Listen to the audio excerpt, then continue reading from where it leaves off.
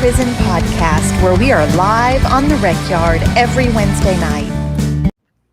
Hey, y'all, it is Wednesday night, and we are on the Recyard Women's Prison podcast. I'm Marcy Marie. I'm Tunchi. Tunchi, hi. Hey. Tunchi, I feel like it's been a long day.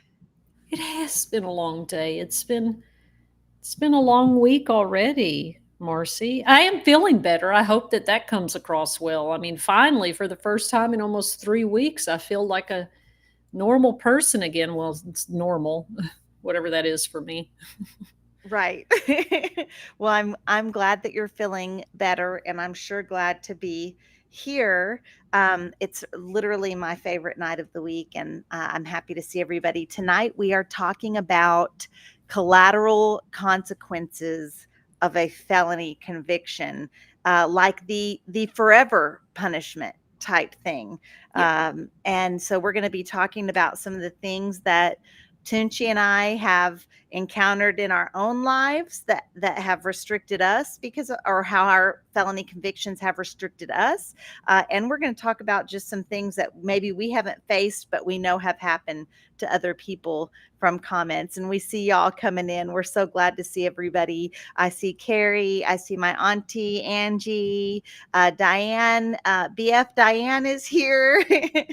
AIC's advocate, always on time. Thank you so much. Brianna, I see you. Welcome. Thank you. Thank y'all for hitting the like button, sharing the live, commenting, all of those good things. And if you're listening to us wherever you hear your favorite podcasts, Tunchi, has it ever occurred to you that people are like going for their morning runs listening to On the Recyard? I think, well, I've had one or two people tell me that long time ago, actually. So yeah, we got quite a few people that listen on Spotify and Apple Music. So they're starting their morning with us. What a joy for them. How brave of them. How brave of them to start their day like this. Yes, if you are one of those folks that are listening somewhere, when you have a moment, please leave us a review on whatever platform you're watching us on, Apple Music, iHeartRadio, Spotify, all of those good things. We would really appreciate it. Debbie's here, Amy's here. Welcome in, everybody. So we're going to get into collateral consequences, the very real. It's the forever. Felony convictions in America are the forever punishment. But before we do that, let's do this. Let's do a weekly recap. Man, that was smooth. That was pretty good. Man, after a year and a half, you've nailed it. It only took 75 episodes. Here we are. And it'll never happen again, though, either. That's not accurate. So, Tunch, how was your week? And I know it was kind of rough. You had a long week. When did this even happen? So, I want you to know I was recovering the rest of the week last week. I was feeling better, and then I felt worse. But guess what? I know that I've talked a lot about how I hate to go to the doctor, but I've been to the doctor twice when I haven't felt well. So that was, and plus I have incredible insurance at Texas After Violence Project now. So I went, got what I needed, rested over the weekend. Me and a friend went to go see Lesbianage. It was a very bad, like a homemade movie back from the early 90s of these two women that were private detectives in DC trying to figure this crime out. And it was with a very bad sex scene at the end. It was so bad, it was fun. It was really great. And then the next morning, Monday morning, we had an interim hearing about the Texas Juvenile Justice Department. And I'll tell you, if folks can go watch the video on the Texas House site under broadcast, you can go back and look at that hearing. It was a long one. It was intense. And it was the agency really just trying to sidestep that horrible Department of Justice report, to say sorry for it, but things are great. And I'm going to tell you the truth, y'all. this was the first time I heard some of those legislators actually sound like that they were fed up, that they were fed up with this. Some really strong remarks that I hadn't heard I want to from pause. several. I want to stop you real quick. Just first of all, I put the link in the chat to go back and watch that hearing. If you're watching from Facebook or YouTube, you can access that, but don't click the link now. Just wait till after the show and then go listen. And then I also want to Tunch, I want you to clarify for somebody that just might not be familiar with what an interim hearing is. Can you just break that down for us? Yeah. And I don't know the link that you put in there. I think that's to the board meeting. Oh, it is the board meeting. You're But right. so an interim hearing is Texas has their legislative session every other year. So we'll have our session starting January 2025. But the summers in between are called the interim years. And so these are really just kind of hearings to kind of about a topic, and then they invite people to come give testimony. Sometimes there's open public comment, either verbally, written. We had a lot of good written comments submitted for this one. So it's really them to just have a time to learn things and to hear stuff that they're interested in that informs what bills they're going to write for the next session. And so I hope they really heard that TJJD, that this stuff is happening, that the DOJ reported, and the agency is just really being defiant. I don't know another word to say in terms of just how devastating the things were and how accurate those things were in that report. So sat through that Monday, and it was a long day. What I found fascinating about that particular, well, the interim hearing and the board meeting both, is that both of those, the agency denied accountability, blamed it on short staffing, like that excuses child abuse, like, oh, I'm an overworked single mother. I can abuse my child. I mean, it's just, it does not excuse it. But then additionally, just acted like the report wasn't accurate. And so many findings in that report are directly linked back to actual video footage. Like, it's not just, hey, we interviewed a bunch of people that have been locked up. Not that that's not valid, because our stories are definitely valid. And the stories that Tunch and I share are accurate. Those things happen to us, but it wasn't that. For an agency to deny actual like video footage, actual offense reports. I mean, it wasn't just word of mouth. The report was not written on word of mouth. It literally identifies body footage camera showed this, this camera showed this in the report. And then the agency's like, I just don't know how much of this is true. Yeah. I mean, I had told Alicia, I said, I think what's so painful and infuriating is, of course, what is happening, but then to be so hostile and to have so much, dismissive attitude towards advocates who care about these things. They could have said, "Hey, this is horrific. We are going to, if I have to pour out my blood, sweat, and tears to fix this, that is what's going to happen. Thank you, Miss Toon, for coming and being vulnerable. I know that's really hard for you. We're going to work on that. And maybe we can get together and figure out the things that,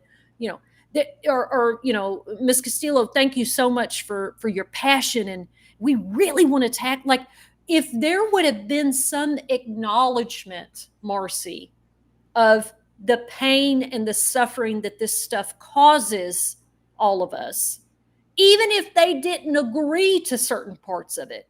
The fact that you look us in the face boldly and self-righteously and say, after people pour their hearts out, after the DOJ pours, how long was the investigation? 4 years. 4 years. And to say, man, it was just a time we didn't have enough staff, but that's not accurate, and y'all need to get over the past, and that's the part that was the injury, the insult to the injury. Right. It was insulting. Absolutely. And it was insulting um, to people that have lived that experience inside of those youth prisons, and it was insulting, frankly, to the Department of Justice. Sure. Um, so I hope that it did seem like the legislators during that hearing were fed up with it. They said some really powerful things. And I think that one of them even said, so how much do you think of the report is true? 10%, 20%, 70%? Because even if it's 10%, we have a problem We have a huge problem. because the report is horrendous. Even if 10% of that happened, it's a Well, huge yeah. problem. And Representative Wu said, so can you tell me what role lack of staffing played in sexual abuse and in excessive use of force? And like you said, Marcy, no parent can walk into a court of law and say, man, I've been stressed out at work and I've got health issues and this happened. And, you know, I, I beat my kid all week. I've just been so stressed out. Whoa, man, you're overworked. I hear you. Well, Let's don't get do you it an again. assistant. Let's get you more staff would help that. I'm going to Right. get you an assistant. I'm going to get grandma to come over 3 days a week. Oh yeah, No, it doesn't. more people, right? And so, I mean, when there is a culture of oppression, like you have said, the problem, like Representative Talarico said, it's the model. It's the model. Putting children in prison is the problem. The prison settings breed this kind of abuse and neglect. It doesn't matter how nice Miss Carter is, or Miss Gandy is, or Scott Matthews on the board. It doesn't matter how well intentioned and nice they are as human beings.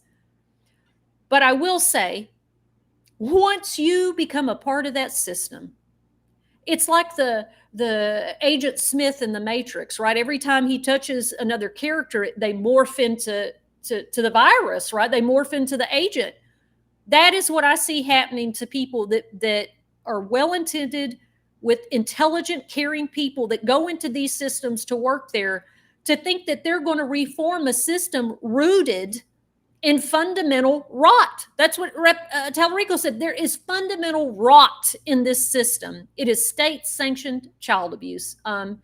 It's just a lot, Marcy. And Even the chairman of the board said maybe if we can't handle, and this isn't the topic of our no, show, so sorry. we are talking about collateral consequences, but this is our weekly recap. We're talking about today's show, for those of you that are just hopping on, is going to be about the forever punishment of the felony conviction. And Tunch and I are going to talk about some of the obstacles we faced in our own life and some obstacles of people that we know because of a felony conviction.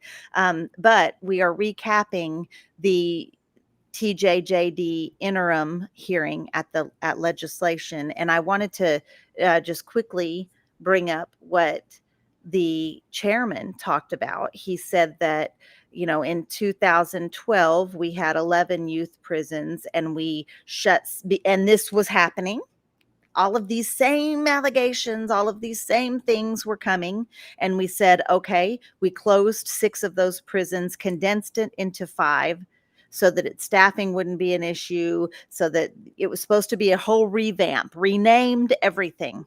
Mhm. And then now here we are with these 5 getting these same things happening. It hasn't stopped. And he said, what do we need? 1 prison? No prisons? Maybe Texas doesn't handle youth prisons. Maybe that's the answer, because we're failing, and that was just the fact. And I think that we're maybe headed towards some good legislation. I can't imagine what the agency could do to make up for that report.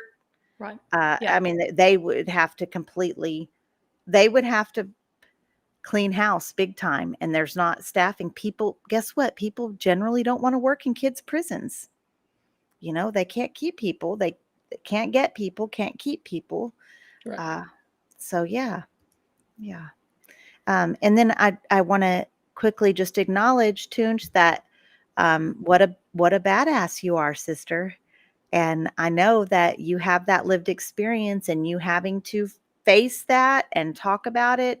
You don't actively talk a lot about your time in the youth system because it was so horrendous and probably even more so more traumatic because of your age. Uh, and I know you're having to bring some of those things up, and then dealing with an agency that's not even acknowledging it. I can't imagine. So just that, all mad respect, truly. Well, thanks. It often feels like I'm 15 years old again, and this is happening to me all over again. Yeah, it's hard, but we do it, and we just figure out ways to care for our mental health the best we can. So we do it. Now I've dug my heels in even deeper. So Yeah. Yeah. So now we are just yeah, trying to get it out there even more about what's going on. And that's what we know how to do, is advocate and show up at these hearings and spread the word. So if you are watching this right now and you are um, appalled at the Department of Justice report of what's going on in youth prisons, or just simply appalled that Texas puts 10-year-olds in prison, 10-year-old, 10, 10, 11, 12, make sure and share that information with people. Change starts with conversations just like this. Let's get to the show. Are you ready? yeah, let's do it. Yeah. So we're talking about collateral consequences of the felony conviction, and how we finish our sentences, or even maybe you're still on parole, so you're having to deal with that, but you're in the free world, living your free life, trying to rebuild a life, and you just keep running into walls after walls after walls. And probably the most immediate need of someone getting out of prison is housing. And how does that look for someone with a felony conviction? Marcy, what a great topic. I really don't know what people expect from us. I really don't. Be successful, be a law-abiding citizen, and if you do the right things, then. But by the way, we won't rent to you. You can't find anywhere to rent, and then you're going to get to the other things, obviously. But first and foremost, if you don't have a place to live, I don't know how you maintain and keep a job, right? Like it's what they call housing first. So if you don't have a stable place to live, you better hope somebody gives you a place to live, or you figure out the ways we figure out around things. Criminal thinking comes into use of, well, how do I get around this barrier? But yeah, number one, you're not Yeah, gonna that's find no place to rent. Brittany gets out of prison and she has a job within 2 days. Then she has a better job within 2 months, more higher pay, and these are entry level positions at warehouse work. It's not career work and not her goals, but survival, right? And ready to get an apartment. And the apartments, even where her parents live and her dad works as the maintenance person, they don't allow people with felony convictions. And these are not, they're just average apartments. And we're not talking about like, oh, high-end places or Right. expensive places or gated communities don't allow it. No, I mean just everywhere. Like these average apartments in Oak Cliff in South Dallas don't allow. And so Brittany has to go. Luckily, her dad works there, so Brittany goes with her dad and just lays it all out. Like, I'm not going to do this. I'm not going to do that.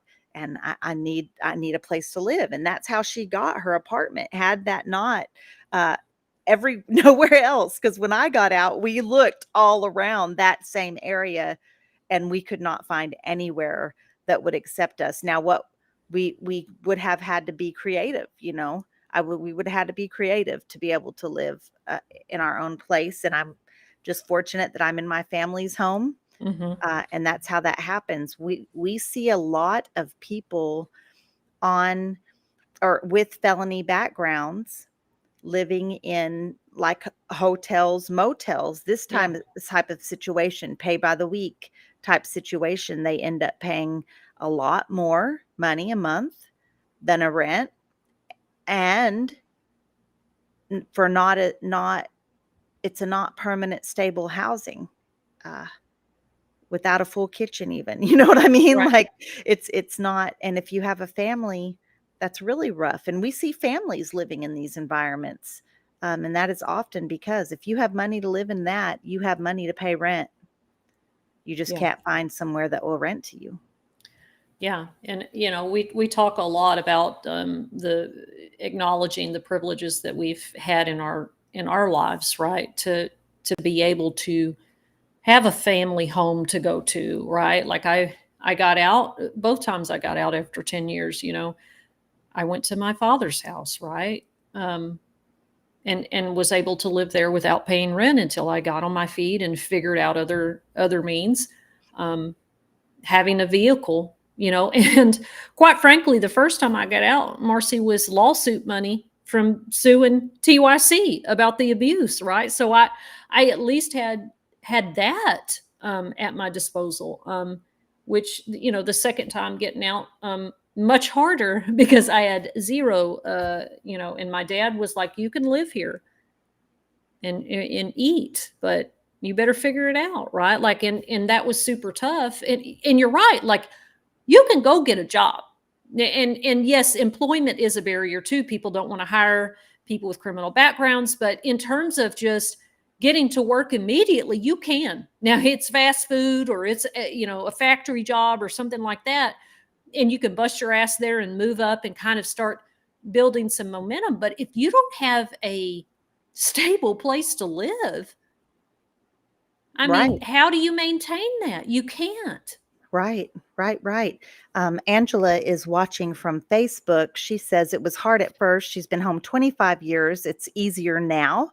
Hubby got a great job the second day he got out and is still working there, which is incredible. We rented, she said, for the first 6 months and then purchased a home. And we hear that a lot too. People with felony records that are able to maybe be in a family home, that buying, you don't have a problem buying a house with a Right. felony record. You do have a problem renting one.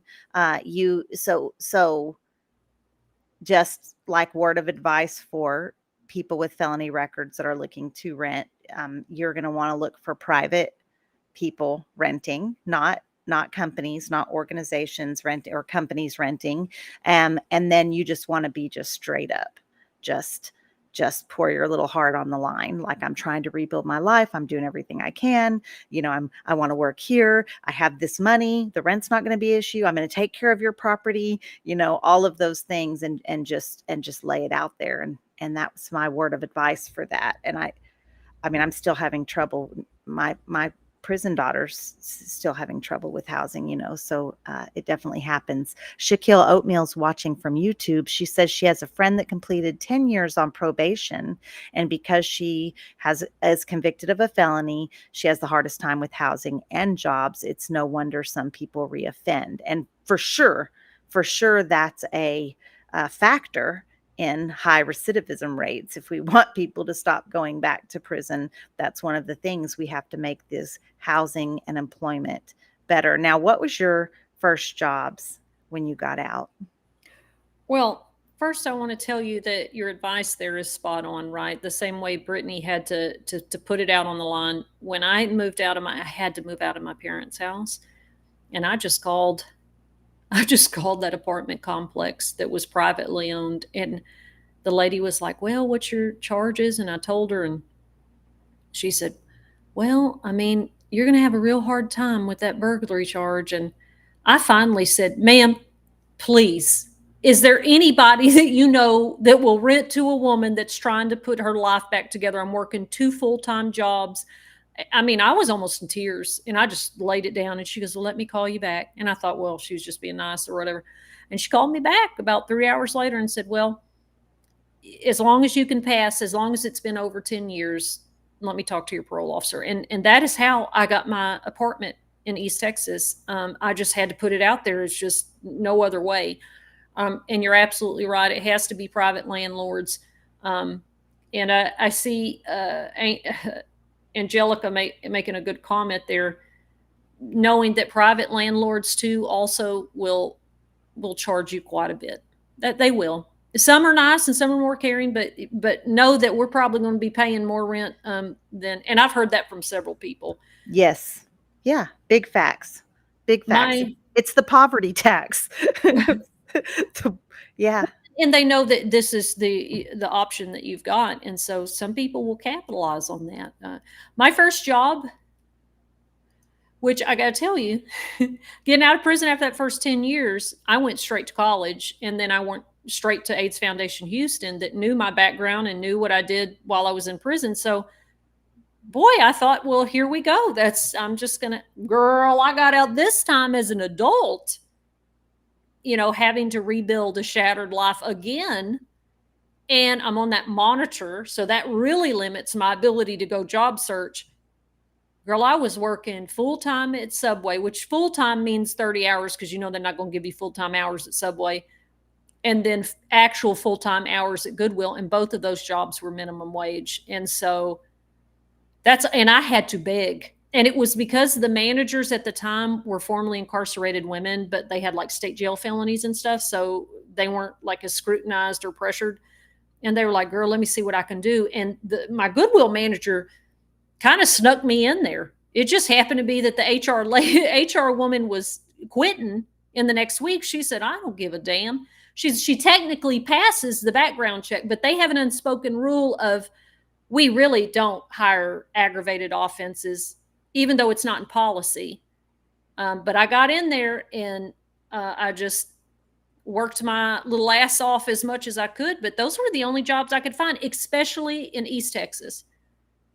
I love that you had said that they have this unspoken rule, even though it's not in policy. So if your loved one is getting out of prison, or maybe you're out of prison looking for work, and you're calling people like, are you background friendly? Oftentimes, their policy is that yes, they're background friendly. Don't let that give you like this, okay, I'm in. It doesn't really work that way, because oftentimes they have this underlying unspoken kind of thing that, we're background friendly in policy, but we don't hire people with felony convictions, or we don't hire people with certain charges, or we don't hire, so there's a lot of that. And so I don't want to leave, like, as we're discussing these things, like with advice. My first job was Sonic. When I got out, I was in the halfway house actually working at Sonic. And then after that, I worked at Amazon. So it was fast food and warehouse. But as I was working there, I was building something outside of it the best that I could. How would you do that if you had to work 2 jobs to survive? Y'all, Burger King is paying $10 an hour. How are people living on that? They're not building a life on it. They're just barely surviving. Yeah. So yeah, well, I love that you bring that point up, because working those 2 full-time jobs at minimum wage, that was all I was doing. I was coming and I was working 6 days a week.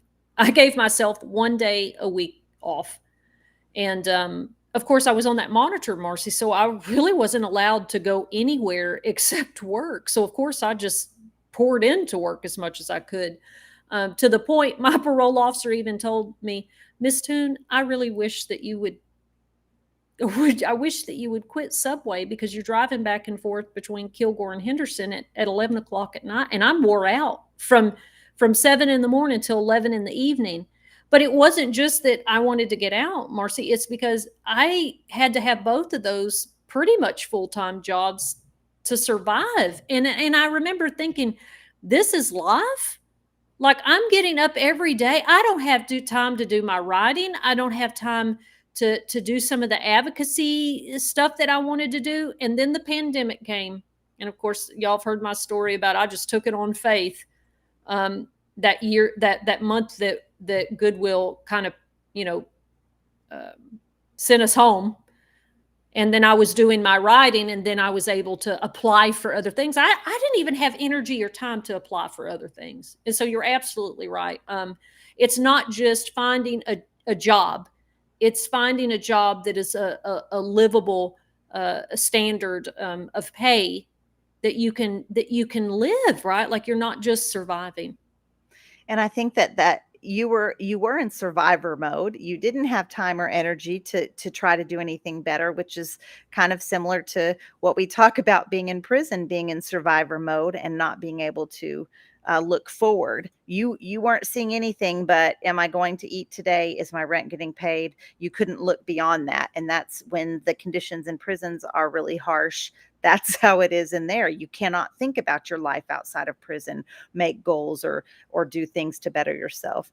Melissa Ramey is watching from Facebook. She said she had a job at an apartment complex and they would not rent to her because of her felony background. Eventually, they did rent to her after I pointed out that it made no sense that I had access to the master keys to everyone's apartment, but I could not live there. God bless. Good for you, Melissa, for checking their ass. I mean, how it, when you tell us that story, it reminds me of all the people that work in maintenance at Lane Murray or Hobby, and they're going to the admin office and working on the warden's air conditioning, and then going back to their dorm with no air condition, right? Right. Like how hurtful that feels. So good for you. My auntie's on here. Angela, my Aunt Angie has worked in social work in one way or another her entire career. She said that she was not able to get housing vouchers for folks with felony convictions, and it broke her heart not being able to help people that genuinely needed help. So that's another good point, is a lot of resources that are, say it the right way, Tunch. A lot of, you can get like SNAP benefits, but some counties don't give you housing vouchers. Some might, Yeah. some, so you're not getting rental assistance programs. So you're getting paid these low wages, and then maybe you get into a house that overpays you because it's a private owner, and so they overcharge you. You're underpaid, you're getting overcharged for rent, and you're not going to get any government assistance from a lot of counties here in Texas. Yeah. So Well, and I want to shout out real quickly and just to acknowledge Lauren Johnson's role in our journey to be able to access food. There was many years ago, people who had drug convictions could not access SNAP. They couldn't Lone Star card. It was actually, that's when it was called that. So they had no access to that. And Lauren Johnson, a formerly incarcerated woman, it was just wrong, right? And she helped to overturn that and get that instated where everybody could have access to. So when you get out, you get the emergency 3 months. Is it 3 months or 2? 3 months of SNAP benefits, which is food, and that was helpful. Right, it would have been helpful if it had been a little bit longer. But see, I worked at fast food also because I could eat there, and especially when I lived on my own, I was eating my lunch and dinner at work to help save money. Yeah.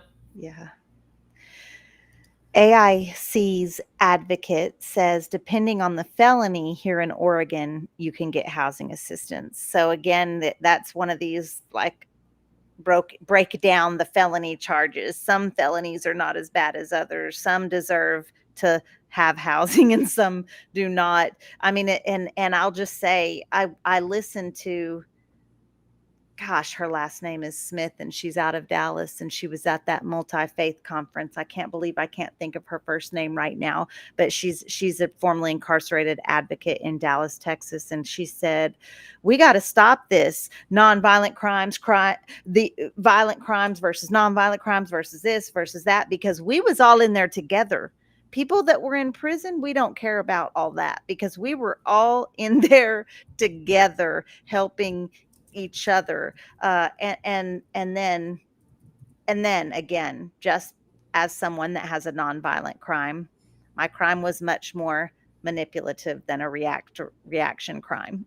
I mean, I'm just being straight up. If I would trust my family's checkbook to Tunch before I would trust it to someone that has a history of continuously doing this. And not to say I'm not trustworthy. I'm not saying that, but I'm just saying there was a lot going on in here where these violent crimes, 90% of them are reaction. They're not somebody just sitting back thinking these horrific, they're not evil people. They're people that lost their shit for a Right. moment, Right. And so, Right. but Like it's a good point to, and I get you and I both get frustrated that there is the even in the criminal justice space that there is this othering of somehow, you know, we're all different based on our charges. We're not. You remember we were at Philly and we had Donnice with us, and somebody made a comment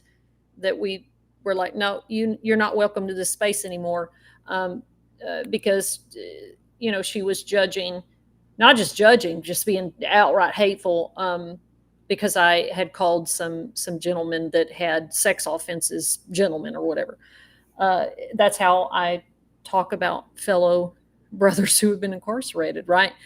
Because we're all the same, right? The state hates us all equally.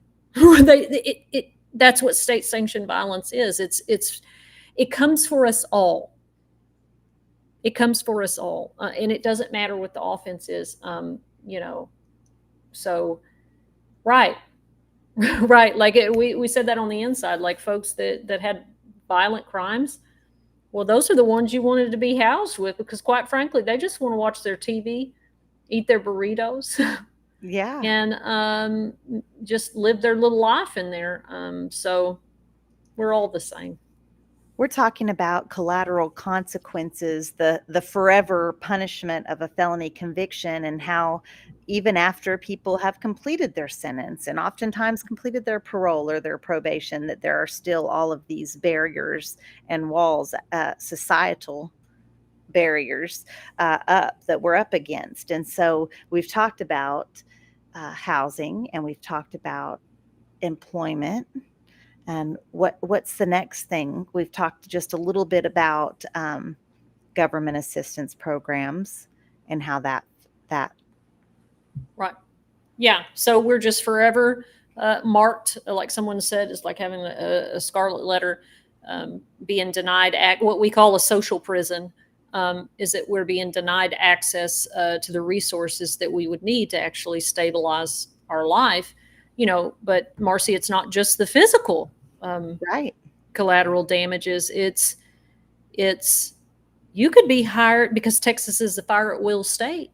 We have somebody in our life that went on the news and was proudly stepping into her role at Linus and got fired, right? Because Texas is a fire at will state. So there's other things that could happen, and we talk about this in advocacy a lot of like, hey, you've got to understand that once you kind of you start speaking out about this stuff and you're kind of known to be a felon now, right? Like now that's very public in a different way. You could possibly have these other collateral damages, like the place you're working right now may fire you. I have Right. another close friend that she works in the medical field, and she's like, I want to be there. I want to be more outspoken. I am scared to death my employer is going to. I said, well, what happened with your background check? She goes, well, I technically passed it, but I was told to just be quiet about it. And it's like, well, that means you have to sacrifice your voice and a part of yourself to be able to avoid that.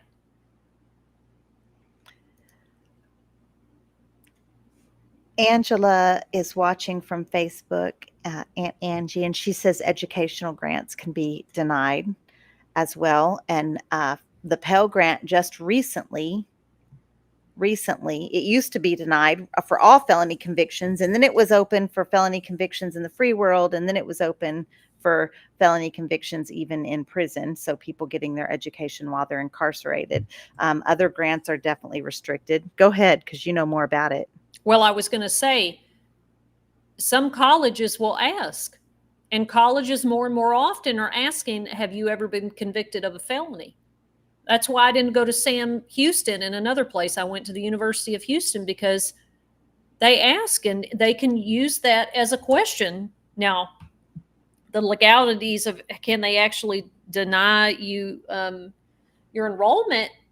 But again, it goes back to, well, everything is subjective and at will. So I'm not even going to put myself through that. I'll just go somewhere that doesn't ask, But yes, that's Yeah. another Yeah. resource that is often blocked off. I was trying to go to that film school and excited. I mean, emotionally and mentally invested in getting there. And they were calling me every day. I'm talking to them. They, even with my FAFSA, and then they offered me scholarship to pay the rest. I'm like, well, that's still a little high. We're going to cover it. We want you here. Okay. And then when it was all said and done, and it was the actual background that came back, they knew I had felony convictions. I don't know why seeing it on paper changed it, but I have an acceptance letter from them. And then I have a, sorry, we're taking your acceptance back. And then they ghosted me, y'all. They had been calling me and texting me every day for a month, and then they just completely ghosted me. I had to get on my grandmother's phone and call the school from her phone number to get them to answer, because I wanted to see it in policy.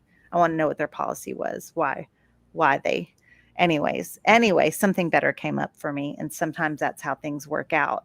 But it was one of those things, and people kind of tease me. They on my personal social medias that I don't fight hard enough for things that, for personally, like I'll fight for my sisters inside, or I'll fight for other people getting out. But I didn't even want to fight it. I mean, part of me did, but I had lots of people message me, hey, we could do this, we could do that. I can help you with this. Do you need legal help? Do you want, no, it feels, I don't know, maybe humiliating a bit, even though I'm very open the whole world knows I have a felony conviction, but something, No, yeah, it feels like not, you don't want me here? yeah, Well, fuck you. How about yeah, that? yeah, I don't yeah, want to be here. If I'm not welcome here, I'm not going to beg you to be here. yeah, yeah. Johnny Gonzalez is watching from Facebook. He said, what exactly is needed to seal his record? How long after his conviction does he have to wait? And I don't know the answers to that. Yeah, Johnny, it depends on the state where you live. I don't know if you live in Texas. I think you do, but maybe you don't. There is a process for people with lower level convictions that you can apply for. There are some bills that would help make that an automatic process. But anyone with a felony, no, there is not. Now, that's what our work around HB 2300 last session was about. It was to give, it wouldn't make it mandatory, but it would at least create a pathway for people with felonies that after a certain amount of time from discharge, they could apply to the court to seal off their record. Which, is something that we talked about when we were in Philadelphia, is that, I mean, Marcy, what do you do in this day and age when it doesn't matter? The newspaper publications, and I say newspaper, I mean digital print, it's there, and it's there. It's there. You can't scrub the internet. I mean, unless you've got $1 billion or you're Taylor Swift's personal assistant. Nobody works harder than Tree Payne. She can scrub the internet, but what do you do even if we were to get our records? Now, of course, we're public figures now about our stuff, but if we hadn't have been, there was still things that you can't get rid of. So I don't even know how useful record sealing would be. I don't know. What do you think? I mean, I think for maybe renters or employers that didn't Google you, you know, Yeah. I yeah, gosh, and I apologize. I was writing back. Melanie's asking me about a death row inmate here in Texas, and I want to look at it, Melanie. And I'm not familiar with his case, and that's um, just not something I've taken on. But I do want to look at it because I am interested now that you're bringing it up. So I am going to look at it, and I know you put his name in the chat earlier, so I will look. But yeah, I think if you don't have somebody that, sometimes you can get in, and then even if they look you up later or find out later, if you've really been working hard, maybe they'll let it slide. I mean, that's really I think not everybody's going to do that deep dive. So I think it would be worth it uh, to get off your record. If I could get mine off, I would do it, even as publicly. I mean, there's no denying if you Google my name, you know that I stole money, Mhm. took money that didn't belong to me. But yeah, I would do it.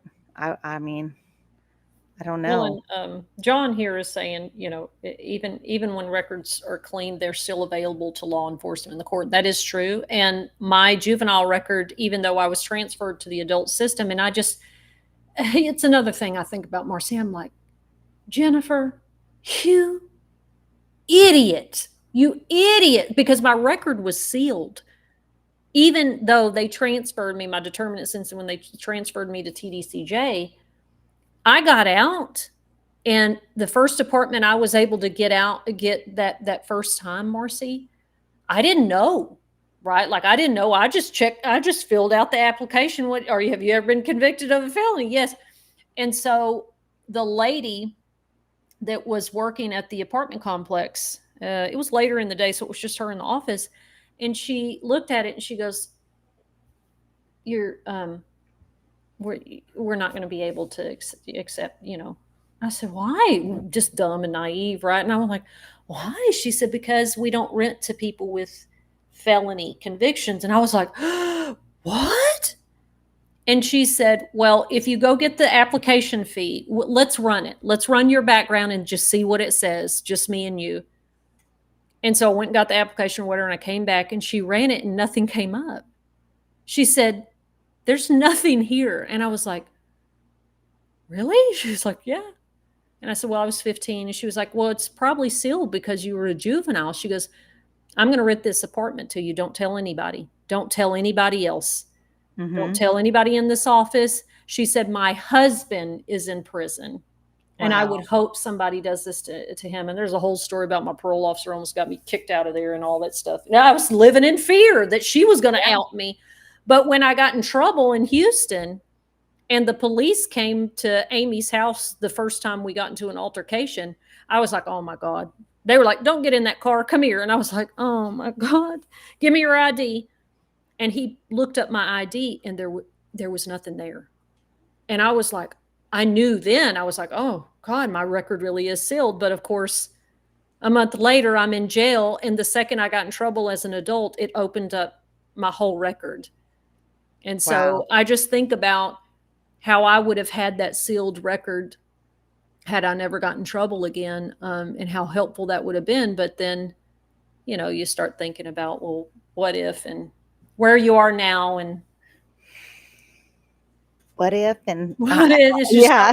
no good to do that. But I'm making use and meaning of my life now, and maybe then I wouldn't have. I'd have just become a drunk and finished college and shacked up with some woman and lived with a bunch of cats. I don't know, but uh, the fact that we're just forever punished for the worst moments in our lives Right. for the rest of our life, like mercy, right? Like what is that movie where I think it's Braveheart, right, where they're executing him at the end, and everybody was like, eh, and then they were just like, Why are we doing what are we this? doing? Like, I don't like Yeah. this. Like he's being very brave, and mercy, mercy. and they still didn't. Yeah. They ripped him apart. But Angela, look at me cutting you off. that's fine because I'll go because I watched that the other day. Angela says, "Well, she works as a school as a teacher, something that she'd never thought she'd be able to do with her felony conviction, but was back from 85, so maybe it depends on how old it is, and that's another forever consequence that I want to talk about is uh, going in to volunteer at your kid's school. Mm, That's now I have gotten lots of comments because." Last school year, I did try to apply to volunteer. That's when I was home with my big kids before my crime. I was in their school all the time. People probably thought I got paid to be there. I was very active in helping their teachers with their school, all of that. And so when we got our nephews in January, I applied to help at the school. And she called me, and Brittany and I both applied. And it was actually to go on a field trip. And that's what the first reason why we applied. And they're like, no, I'm sorry. Now I've gotten lots of DMs from people that said, hey, they told me no at first. You should try to appeal it because your crime's nonviolent. You should try to appeal it. And so, but that's just another obstacle. Now, last school year, I was not in a place where, first of all, I wasn't sure that I wanted to be known as my social media persona in his elementary school in this very red town. It's a town that's not very open to. I'm already a lesbian parent up there, and so I was feeling that from the environment. So I wasn't sure, did I want to be not only, now I'm the lesbian felon parent, or, so, but I'm going to appeal it. I'm going to appeal it this year. So I am working on that. So that is definitely another consequence, is volunteering or helping with your kids' school. And these are situations, a lot of comments when I talk about this on social media, a lot of folks are like, I wouldn't want that if in my school. But I mean, what do you think volunteers are doing up there with their kids? Volunteers are like running copies or passing out work, or they're not alone in the bathroom with your kid, or right. whatever you think in your mind happens. It doesn't happen. If abuse is happening at school, it's from the people that work there, Right. that are actually able to be alone with the kids. Yeah. Nobody's volunteering at a school and abusing kids. Johnny Gonzalez says lawyers do promise expungement for $3,500, and then he goes on to say, do felony convictions make us a target to fraud? And Oh, for well, sure. sure, Johnny. And again, there are some charges that are lower level that the process to get your record sealed is kind of, I don't want to say complicated, but it can be. So most people do get an attorney to do that. But if there's an attorney that's promising someone with a felony that they're going to get their records, that is a lie. The same way attorneys will promise, we're going to get you a time cut. Get out of here. Ain't nobody giving nobody no time cut. Yeah. If there's an attorney that's promising somebody parole, that's a lie. That's a scam. That's a fraud. That's just not true. I do want to also say, because I'm looking at Jennifer Mack, her comment here about, she was scared that she may not be able to be a counselor. And I had my ex-girlfriend, actually, she went to school to be a professional counselor, and she ran into some barriers there at the end to get her license. Social workers also have to go through this process of, applying for their license. And a lot of people that we know are formerly incarcerated want to be social workers. And licensing, now they've worked hard on it in the legislature to kind of ease those restrictions on, because girl, for a while, almost every license you applied for, you couldn't be a convicted felon. We're talking about license to raise fish. You know what I mean? The hatchery license. I mean, that's a huge barrier. Yeah, Licensing. yeah, exactly. Certain career paths are out for people with felony convictions, some of them just out, period, and some that you just have to navigate way around and get really creative, like we see folks do, and just go do all of this extra for sure. Um, and Jennifer Mack, thank you, watching from Facebook, says has her LCDC now, but is scared about the social work licensure. And we see it both. We see it go both ways. I don't know. It just depends on you have to have all these letters of reference and all this other extra rigmarole that comes with the license. It's not impossible, but you certainly don't want to get a degree, right? It's really painful to find out you worked hard and put a lot of money into 4 years or 8 years of college, and then guess what? Well, you can't practice because you can't get a license, right? So yeah. Federal security clearances, any kind of job with security clearances, you're probably out. You're probably not. Say it. What? I was going to tell you some of those when we were with our Hog Fellowship. We visited DC. It was a cohort of policy, peer policy fellows, and they I don't know, we were nervous. Me and Maggie were nervous that we weren't going to be able to get into the U.S. Department of Justice because they have clearance.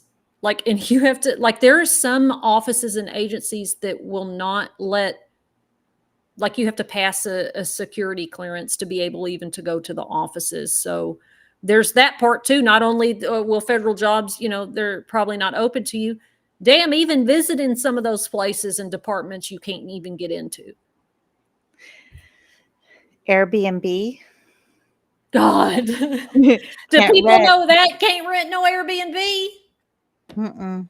Do you remember that debacle? Yes, which is so silly because you still figure it out. We still figure it out. I don't know.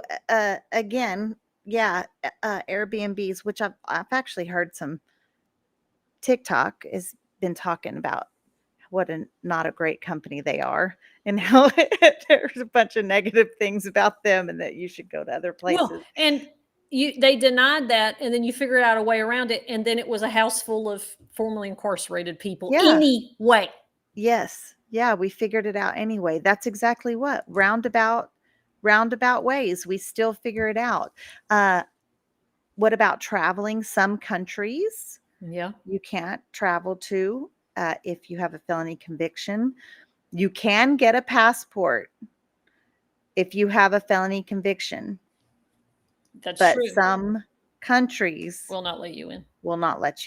Let me tell you what you can't do with certain felonies. 2 things while they're fresh on my mind. First of all, you want to be a peer support specialist that is able to bill Medicaid. There are tiers of offenses that if you've been over 5 years, if you've been over 7, but that top tier of offenses, the big ones, never. I've had all my peer support trainings, mental health peer support training. I don't think I ever did the reentry one, but I did the others. I did all the hours and all the training, all that stuff. Miss Toon, here's the process for getting the certification. Oh, I'm at the tier that says never, bitch. Yeah. I'm literally a peer. For substance use and mental health, a lot of those folks are formerly incarcerated. Nah. I wanted to name that one. Number 2, I thought since I travel more often, hey, I'm going to get one of those TSA pre-check flight things. Woo, look at me go. I'll pay the little fee. If you have been convicted of a felony, of these certain felonies, see, that is also a no, bitch, no. And I'm like, golly. Yeah. Not being able to carry a firearm, not that I would, but here's what's interesting. When you go to the Capitol, you can bypass the search if you have a firearm. Not that now we're open carry, so you don't even have to have a license, but they would just walk straight through. Even citizens, not just legislators. So it's like, well, there's a tiny little thing, but it's like it's all kinds of stuff. It's being marked with Yeah. that scarlet letter everywhere you go. Johnny Gonzalez says he could not go back into the prisons with AA or NA because of certain crimes. You can't go back to teach. Who better to teach than someone that literally came out of that? And and Britt has her certification, but again, it's the level of crime. Right. It's some crimes, some If it's not that so top tier much. first degree aggravated offense, that is a no and a never. We are at this might be a part 2 because there are so many little things, we might need to revisit this subject at another time because there are a lot of little things that just kick us in the butt every day. Every As day. we're living life thinking, oh, we're doing great, been out of prison, doing this good works, making right decisions, making positive decisions, helping out the community, and then just all of a sudden somebody just lassos us and brings us back to reality. So yeah, for sure. But we cannot not talk about voting.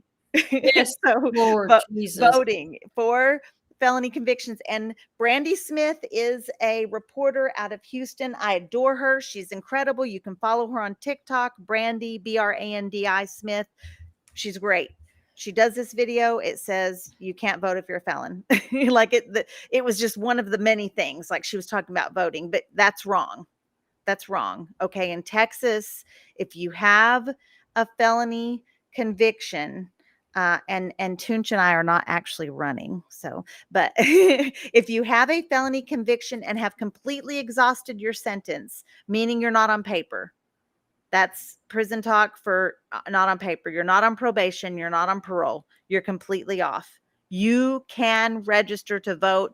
My wife, Brittany, is registered to vote. She has voted since she's been home. Yes, you can. If you Yes. are sentenced and to deferred adjudication, even while you're on deferred adjudication in Texas, you can vote because you have not been convicted of a felony. You were sentenced. Now, if you mess that up and that changes to a conviction, you Right. can't. But even if you're on, so if you could be on paper for a felony on deferred adjudication and still vote. States are different. You need to look it up in your own state. In your own state.